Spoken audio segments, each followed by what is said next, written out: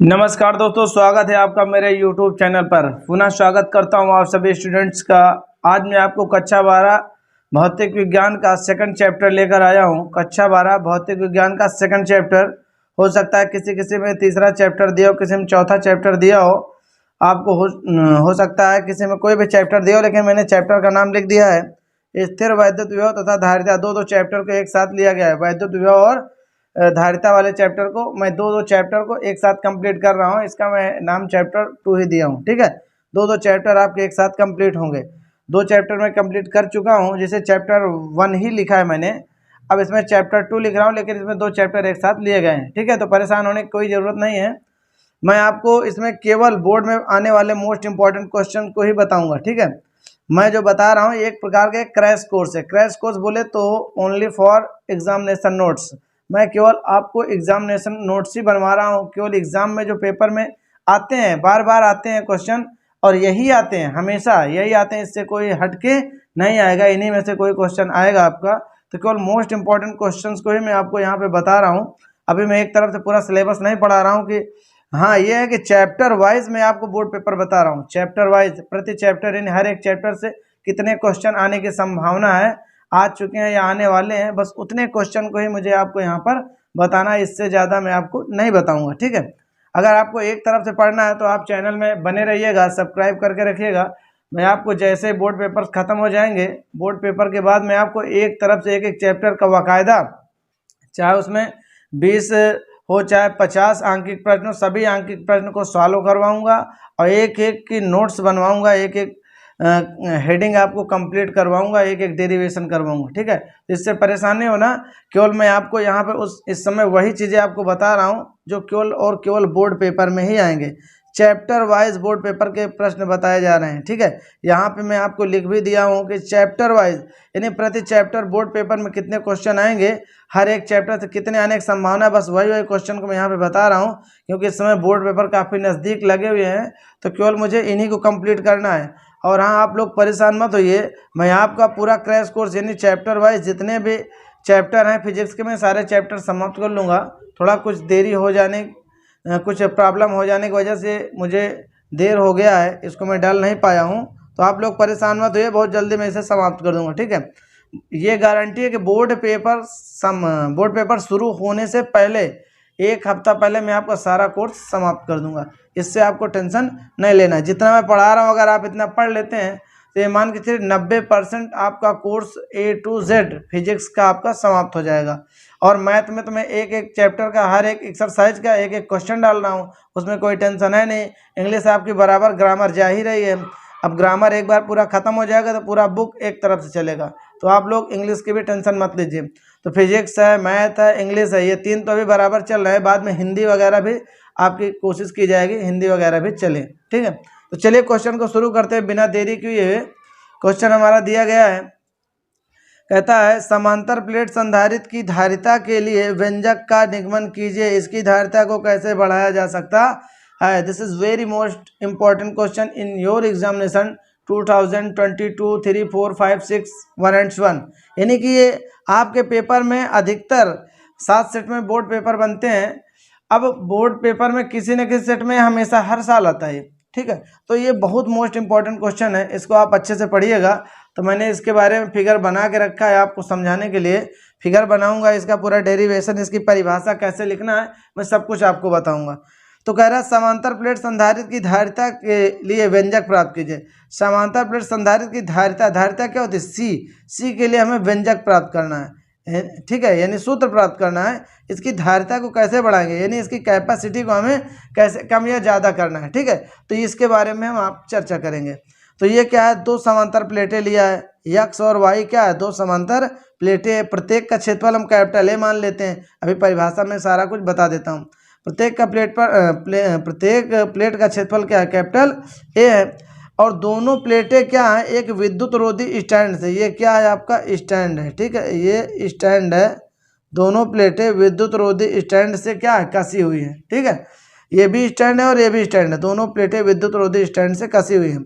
जब हम plate x पर क्या आवेश, धनावेश प्रवाहित करते हैं, जब प्लेट यक्स पर धनावेश प्रवाहित करते हैं तो होता क्या है, चुंबकीय क्षेत्र या कह सकते हैं वैद्युत क्षेत्र या कह सकते हैं चुंबकीय प्रेरण। ठीक है, तो जब हम प्लेट यक्ष पर धनावेश प्रवाहित करते हैं तो प्रेरण के कारण या चुंबकीय प्रेरण के कारण प्लेट वाई पर ऑटोमेटिक अंदर की ओर ऋणावेश और बाहर की ओर धनावेश प्रवाहित हो जाता है। यानी अंदर तो ऋणावेश और बाहर क्या जाएगा इसके, जब इसके बाहर निकलता है तो धनावेश प्रवाहित हो जाता है। अब प्लेट वाई को हमने क्या किया, प्लेट वाई का जो सिरा है इसको हमने पृथ्वी से टच कर दिया, पृथ्वी से जोड़ दिया, और ये वाला आपको ऐसे ही लगा हुआ है। ठीक है, तो जब इसमें धनावेश आप प्रवाहित करेंगे यक्ष में तो प्लेट वाई के अंदर की ओर चुंबकीय प्रेरण के कारण या प्रेरण के कारण अंदर की ओर ऋणावेश और बाहर की ओर क्या है, धनावेश प्रवाहित हो जाता है।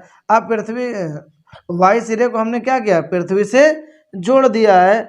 अब वाई को जब पृथ्वी से जोड़ देते हैं तो आप इसको ये भी कह सकते हो कि इस दशा में जो वैद्युत क्षेत्र यहाँ से लेकर के पूरा यहाँ तक, ठीक है, यहाँ से पूरा ये पूरे प्लेट यानी दोनों प्लेटों के बीच में जो वैद्युत क्षेत्र होगा वो क्या होगा, एक समान होगा। देखिए धन से ऋण जा रहा है, धन से ऋण, धन से ऋण जा रहा है, तो दोनों प्लेटों के बीच क्या है, वैद्युत क्षेत्र एक समान हो जाता है। ठीक है अब इसके लिए हमें फार्मूला बताना है, इसके लिए फार्मूला बताना है कि प्लेटों पर आवेश का जो पृष्ठ घनत्व, चाहे इस प्लेट पे चाहे इस प्लेट पे, तो प्लेटों पर आवेश का जो पृष्ठ घनत्व है सिग्मा वो एक समान होगा दोनों में। इसमें भी क्यू बराबर, इसमें भी सिग्मा को देखो पृष्ठ घनत्व यहाँ सिग्मा मानते हैं, ऐसे सिग्मा बराबर क्यू बाई ए होता है, तो इसमें भी क्यू बाई ए होगा और इसमें भी क्यू बाई होगा।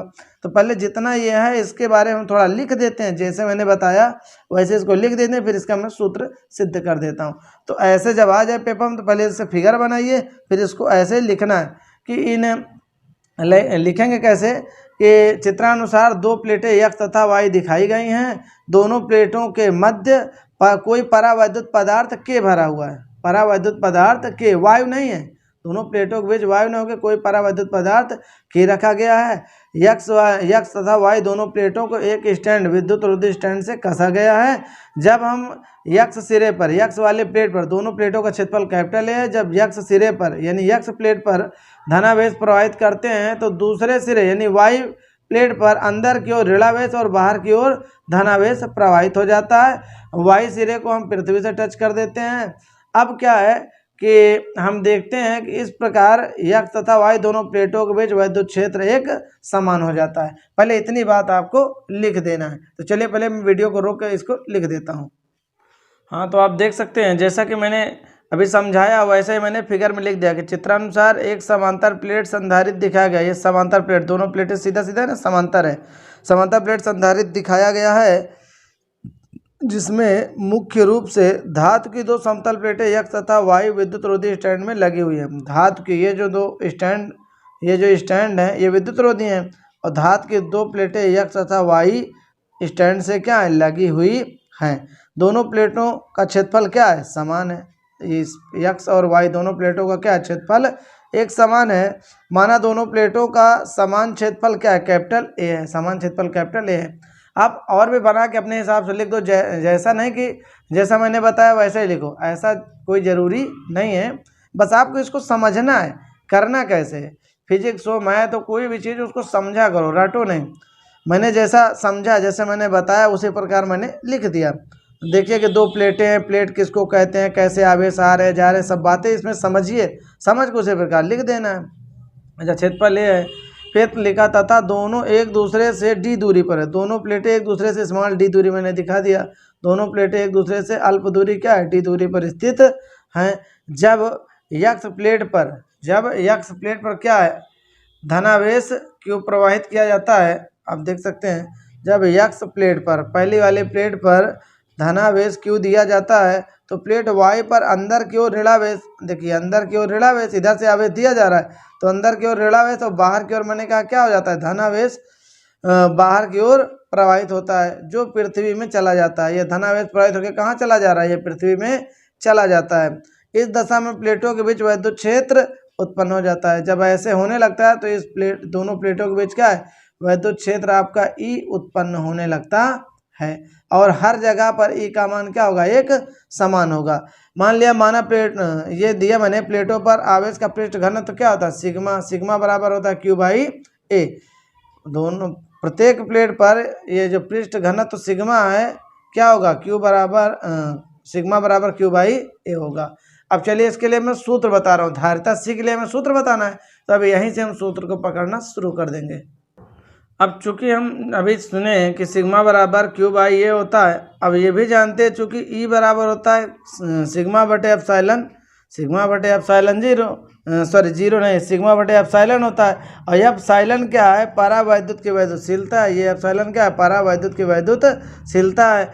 अब हम क्या काम करते हैं, ई बराबर सिग्मा का मान ऊपर से रखेंगे क्यू बाई ए, और ये आपका नीचे क्या लिखा है एप्सिलॉन, तो क्यू बटे ए एप्सिलॉन जीरो बराबर होता है, सॉरी एप्सिलॉन बराबर होता है के एप्सिलॉन जीरो। ये क्या है, परावैद्युत पदार्थ जो दोनों प्लेटों के बीच जो परावैद्युत पदार्थ भरा था वही के है। तो सिग्मा एप्सिलॉन बराबर होता है के एप्सिलॉन नॉट, या जीरो कहो या नॉट कहो कोई दिक्कत नहीं है, ठीक है। अब ये ई बराबर ए आ गया है, इसको ऐसे लिख लो, ई बराबर क्यू बाई के ए एप्सिलॉन जीरो। यहाँ तक तो आपको बात समझ में आ गई होगी। तो देखिए है क्या, यहाँ तक तो आपका समीकरण एक मान लिया। अब मैंने कह दिया यदि दोनों प्लेटों के बीच विभवांतर क्या हो, वी हो, तथा इनके बीच की अल्प दूरी क्या हो, स्मॉल डी, दोनों प्लेटों के बीच की दूरी डी ही तो था। तो ई बराबर होता है वी बटे डी, यानी विभवांतर बटे प्लेटों के बीच की दूरी। ये मैं वीडियो रोक के इसलिए लिख देता हूँ ताकि आपका टाइम ज़्यादा बेकार ना जाए, नहीं वीडियो बहुत लंबी हो जाएगी। तो यहाँ पे v बराबर अगर हम निकालें, v बराबर तो ये क्या हो जाएगा e इंटू डी, ये भाग से इधर गुणा में आ जाएगा। इस प्रकार v बराबर इंटू डी हो जाएगा। अब हम एक काम करते हैं, इसको समीकरण मान लेते हैं 2। अब समीकरण 1 से अगर आप देखें तो e का मान उठा के समीकरण 2 में रख सकते हैं। तो लिखेंगे समीकरण 1 से e का मान समीकरण 2 में रखने पर 2 में रख दीजिए, तो v बराबर हो जाएगा e का मान क्या है, आप देख सकते हैं q बाई के एप्सिलॉन जीरो। तो q ये लिखा है q बाई के ए एप्सिलॉन जीरो और इंटू डी, तो डी को हम आप ऊपर ही लिख सकते हैं, है कि नहीं। इंटू डी, डी का मतलब गुणा में डी लिखेंगे तो ये ऊपर ही आएगा, तो इंटू हो गया आपका डी। अब हम जानते हैं चूँकि संधारित्र की धारिता सी बराबर आपने क्या पढ़ा है, इसलिए संधारित्र की धारिता अगर करें, संधारित्र की धारिता सी बराबर होता है क्यू अपान कैपिटल वी। इसको समीकरण 3 कर लीजिए, तो हो जाएगा सी बराबर क्यू अपान वी के लिए क्या करेंगे आप समीकरण 3 से देख सकते हैं। समीकरण 3 से वी का मान उठा के रखिए, तो हो जाएगा क्यू डी बाई के ए एप्सिलॉन जीरो, यही तो है क्यू डी बाई के एप्सिलॉन जीरो। तो क्यू डी बाई के एप्सिलॉन जीरो, तो हो जाएगा सी इक्वल टू क्यू बाई, देखिए क्यू बाई वी का मान इतना था, तो क्यू के बटे कुछ नहीं एक मान लो, है कि नहीं। और ये बटे कुटे में पलट को ऊपर जाएगा के ए एप्सिलॉन जीरो, नीचे हो जाएगा क्यू डी, तो ये क्यू से क्यू कट जाएगा, तो सी बराबर आया के A epsilon zero upon D. इस तरह आपका ये सी का सूत्र सिद्ध हो जाएगा, ठीक है। काट पीट के इसमें काट लीजिए, ये आपका फार्मूला सिद्ध हो जाएगा। चाहे तो आप यहाँ छोड़ दीजिए, या फिर अगर और चाहे तो थोड़ा सा एक लाइन में आपको और बढ़ा देता हूँ। निर्वात के लिए के का मान आपने क्या सुना है, निर्वात के लिए के का मान 1 होता है ना, तो यहाँ पे कह सकते हैं निर्वात के लिए के बराबर होता है 1, तो सी बराबर हो जाएगा A epsilon zero upon small D, और इसका मात्रक होता है फैराड में इसका मात्रक लिख देंगे। इस प्रकार ये आपका कंप्लीट हो जाएगा, आप यही छोड़ देना, कोई दिक्कत नहीं है। तो इस प्रकार इस सूत्र का निगमन हम कर सकते हैं। ये तो बताने में आपको लंबा टाइम लग गया है, अगर आप अपने से करेंगे थोड़ा याद हो जाएगा तो बहुत जल्दी आपका हो जाएगा, ठीक है। तो चलिए इसके आगे थोड़ा बताते हैं। दोस्तों इसमें पूछ रहा था कि प्लेटों की धारिता को कैसे अधिक बढ़ा, संधारित्र की धारिता को कैसे बढ़ाया जा सकता है। तो इसके लिए मैंने लिख दिया है कि संधारित्र की धारिता को निम्न प्रकार बढ़ाया जा सकता है। नंबर 1, दोनों प्लेटों का क्षेत्रफल अधिक ना हो, यानी कि प्लेटें ज़्यादा लंबी चौड़ी नहीं लेना है, ठीक है। लंबी ले सकते हैं लेकिन चौड़ी ना ले, क्षेत्रफल अधिक नहीं होना चाहिए। प्लेटों के बीच अधिक परावैद्युतांक का माध्यम होना चाहिए, यानी प्लेटों के बीच ऐसा कोई परावैद्युत पदार्थ रखें जिसका परावैद्युतांक अधिक होता हो, जिसमें परावैद्युत के होता है ना, जिसका मान के का मान अधिक हो, और ऐसे माध्यम को हमें लेना चाहिए जिससे इसकी तीव्रता अधिक हो जाएगी। फिर प्लेटों को कम से कम दूरी पर रखें, जैसे अभी हमने 2 प्लेटों को ऐसे रखा था, इसको थोड़ा से और नज़दीक रखें, ठीक है, कम से कम दूरी पर रखेंगे तो इस प्रकार संधारित्र की धारिता को हम बढ़ा सकते हैं। प्लेटों के बीच की दूरी अगर ज़्यादा कर देंगे तो धारिता कम हो जाएगी, कम कर देंगे तो धारिता इसकी बढ़ जाएगी। तो इस प्रकार ये क्वेश्चन आपका कंप्लीट होता है। चलिए कोई अगला क्वेश्चन देखते हैं।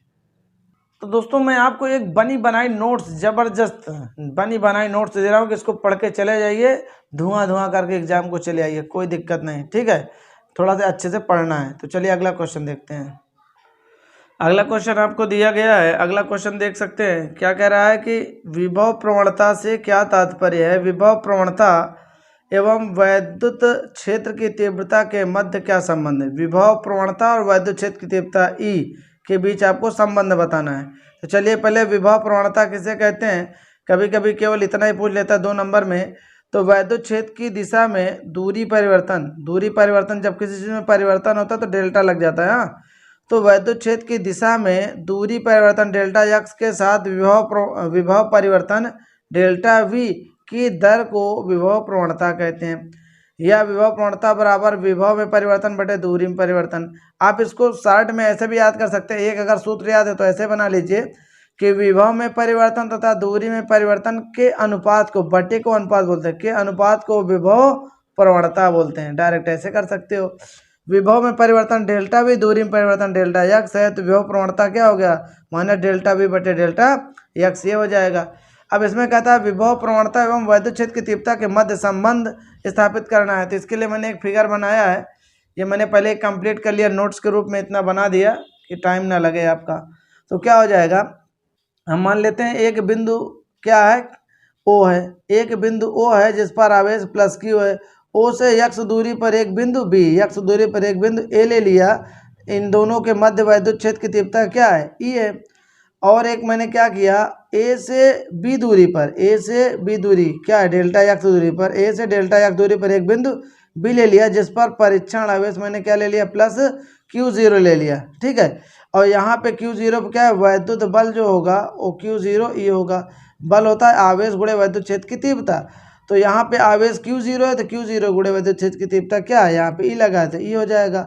तो अगर मैं यहाँ से ये दूरी यक्स लिया तो अगर O से B तक की दूरी लूँगा तो ये यक्स और ये डेल्टा एक्स दोनों जुड़ के क्या हो जाएगा? यक्स प्लस डेल्टा एक्स हो जाएगा। अब अगर हम बिंदु बी पर देखते हैं तो ये बल है। अगर बिंदु बी को हम कहाँ पे लाएं? बिंदु बी से आवेश को उठा करके ए पर लाते हैं तो उसे बल एफ के विरुद्ध कार्य करना पड़ेगा, क्योंकि बल एफ क्या लगा है? वैद्युत क्षेत्र ई की दिशा में, वैद्युत क्षेत्र इधर है तो बल भी इधर लग रहा है। अगर हम बी को उठा करके, बी वाले आवेश Q0 को उठा करके ए पर लाएंगे तो इसको इसके विरुद्ध, यानी कि बल एफ के विरुद्ध कार्य करना पड़ेगा, उल्टा आएगा। जब विरुद्ध कार्य करना पड़ेगा तो ये माइनस में आ जाएगा, है कि नहीं? तो यानी कि यहाँ से यहाँ जब लाएंगे तो ये दूरी माइनस डेल्टा एक्स हो जाएगा। तो बस वही बात मैंने यहाँ पे लिख दिया, इसी के अकॉर्डिंग मैंने फार्मूला को सिद्ध कर दिया। तो कैसे किया है जरा देखते हैं।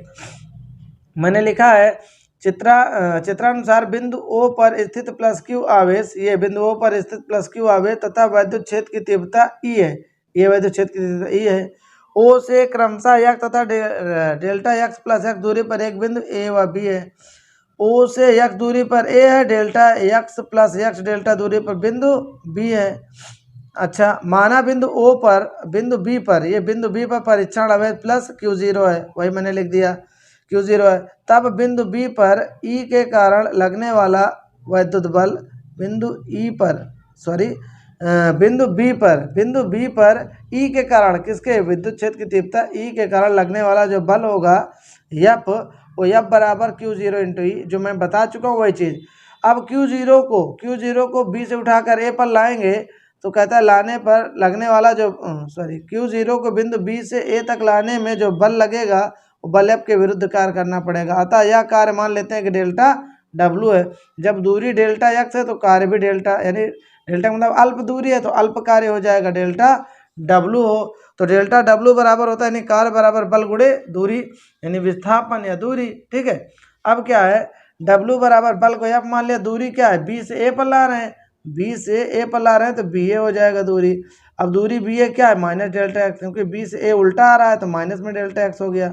अब एफ बराबर Q इंटू क्यू ई आपको मैं पहले ही बता चुका, एफ बराबर आवेश गुणे वैद्युत क्षेत्र की तीव्रता। अब क्या है, अब Q0 इधर भाग गुणा से इधर भाग में आ गया तो डेल्टा W बटे Q0 और ये आपका है माइनस ई डेल्टा एक्स हो जाएगा। ये आपका समीकरण 1 हो जाएगा। अब इसके आगे देखते हैं।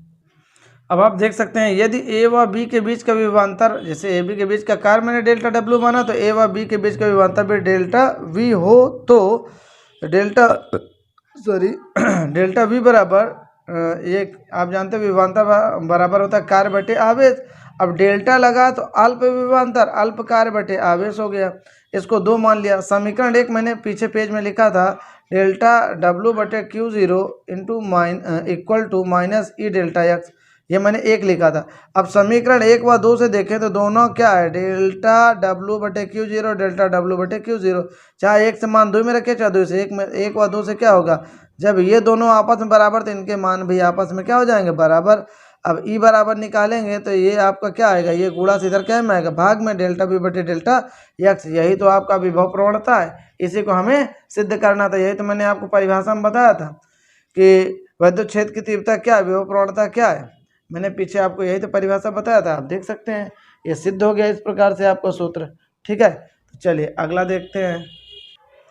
अगला क्वेश्चन आपसे पूछ रहा है, very most important question in your examination, आपके एग्जामिनेशन में बहुत ही इंपॉर्टेंट क्वेश्चन है ये।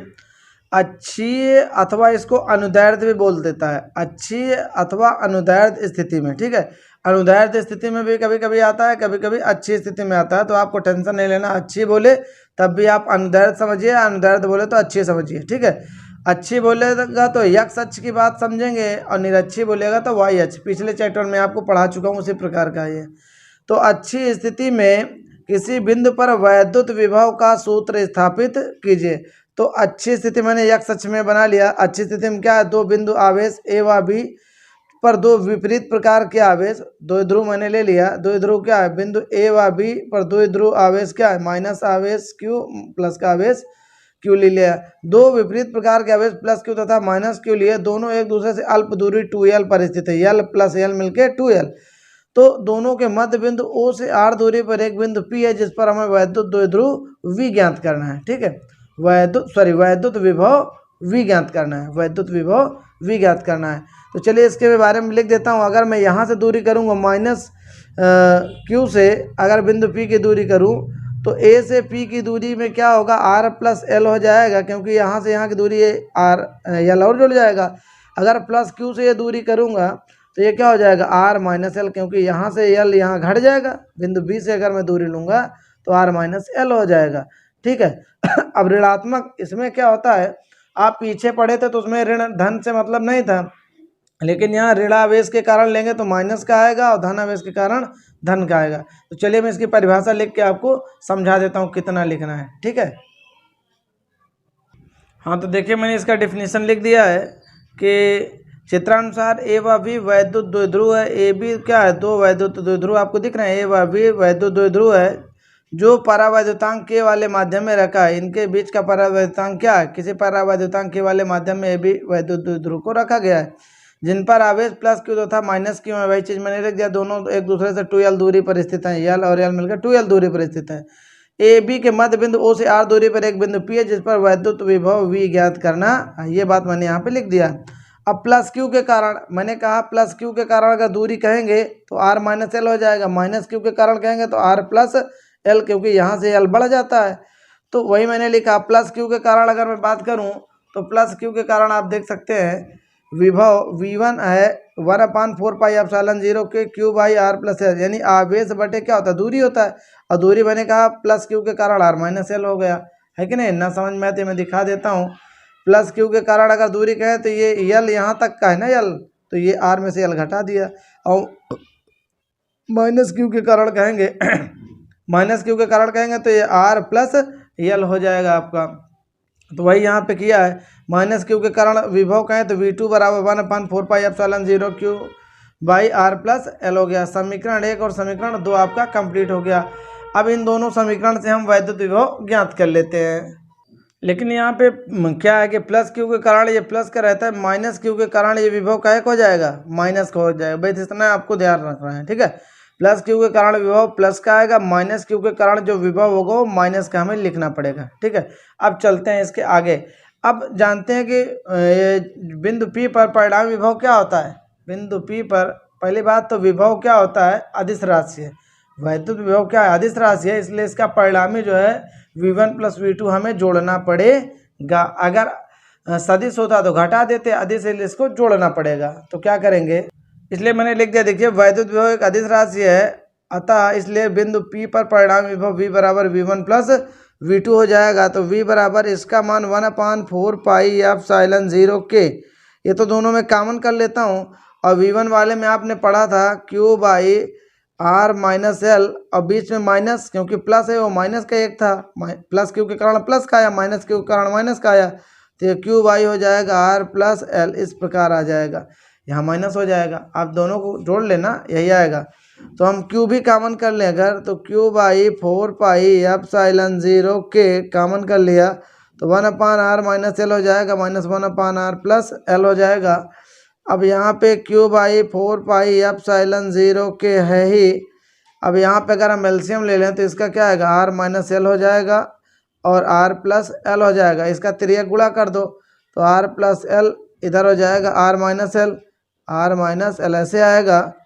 तो ये आपका हो जाएगा, और आगे हल करते हैं इसको, तो हो जाएगा Q बाई 4 पाई एप्सिलॉन 0 के, यहाँ पे R plus L minus R plus L हो जाएगा। और ये a plus B minus B A square minus B square वाला फार्मूला बन जाएगा, इससे ये कट जाएगा। तो Q बाई 4 पाई एप्सिलॉन 0 के और आएगा 2L by R square minus L square, इस तरह हो जाएगा।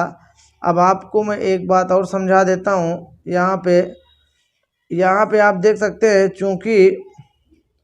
चूँकि R जो है दूरी, R greater than L, R जो है आपने देखा, जो R क्या है, ये द्विध्रुव यही तो बना था, ये द्विध्रुव था, R दूरी पर एक बिंदु P था यहाँ पे, तो L ये दूरी अल्प है, R बहुत बड़ा है ना, इस तरह मैंने बताया था पीछे। तो R का मान L से बहुत बड़ा है, इसलिए L स्क्वायर को क्या करेंगे, L स्क्वायर को छोड़ने पर इसको छोड़ देते हैं, तो 1/4 पाई एप्सिलॉन 0 के, और ये आएगा 2QL, नीचे हो जाएगा R स्क्वायर, इतना लिख देंगे, है कि नहीं, नीचे आपका R स्क्वायर ऐसे हो जाएगा।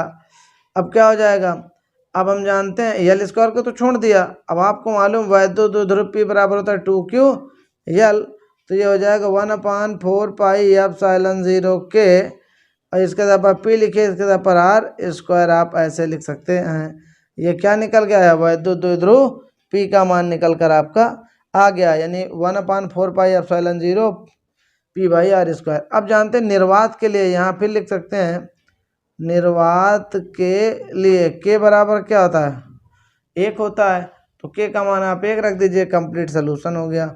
1/4 पाई एप्सिलॉन 0 K हट जाएगा, अब आपका आएगा P बाई R स्क्वायर। इस प्रकार आपका ये मात्रक, हाँ वैद्युत द्विध्रुव का मात्रक, ये वैद्युत विभव का मात्रक, विभव यानी विभवांतर, यानी इसका मात्रक क्या हो जाएगा, वोल्ट हो जाएगा। इस प्रकार आप इसको हल कर सकते हैं। तो चलिए आज वीडियो को यहीं तक रोकते हैं, इसका अगला पार्ट, इसका दूसरा भाग अगली वीडियो में देंगे। अगर वीडियो अच्छी लगे हो तो प्लीज़ वीडियो को लाइक करें, मुझे मत लाइक करें, कोई दिक्कत नहीं, वीडियो अच्छी लगे वीडियो को लाइक करें, शेयर करें, और चैनल को अभी तक सब्सक्राइब नहीं किया तो प्लीज़ चैनल को सब्सक्राइब करें। चलिए मिलता हूँ अगली वीडियो में, देखने के लिए बहुत बहुत धन्यवाद।